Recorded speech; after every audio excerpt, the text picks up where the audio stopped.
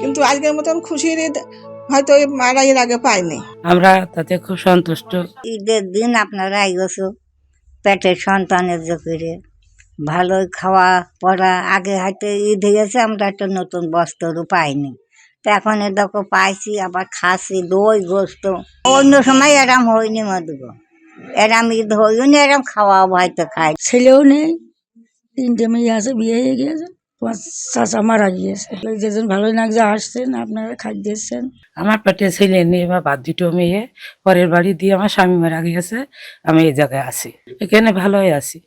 ছেলের মতো করে আসছে, দেখছে, এরাই মাকে ছেলে। আমাদের পেটে তো সুসন্তানে অন্য সামুনি ভালোর জন্য আসছে, আমাদের খাওয়া দাওয়া জিনিস দেওয়ার জন্য আসছে। আমরা তাতে খুব সন্তুষ্ট। আমাদের এইসব একটা জিনিস পেলে আমরা সন্তুষ্ট, এই জন্য আমাদের জন্য এসে আমাকে দেশ আমরা খাচ্ছি নিচে।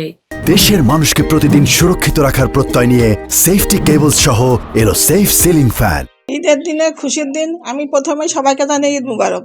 মানে এই ছেলেরা আইয়াছে, আমি খুবই খুশি, খুবই আনন্দিত যে মারা এইভাবে তো খাওয়া দাওয়া আমি দিতে পারি না, যত হোক যেভাবে হোক কষ্ট করে খাওয়াই, কিন্তু আজকের মতন খুশির ঈদ হয়তো এই মারা এর আগে পাইনি।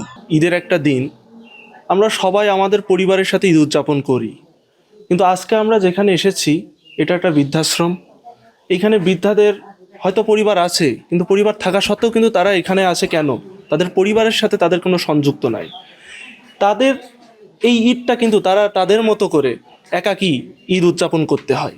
তা তখন আমরা ভাবলাম আমাদের রাইজিং ইয়ুথ সোসাইটির পক্ষ থেকে ঈদের দিন আমরা যদি তাদের সাথে ঈদ উদযাপনটা করি, তাদের সাথে যদি ঈদের আনন্দটা একটু ভাগাভাগি করে নিই, তাদের সাথে যদি একটু খাওয়া দাওয়া করি, তাহলে হয়তো বা তারাও আনন্দিত হবে, আমরাও আনন্দিত হব যে এই ভেবে যে তাদেরকে আমরা একটু খাওয়াতে পেরেছি, তাদের পাশে থাকতে পেরেছি।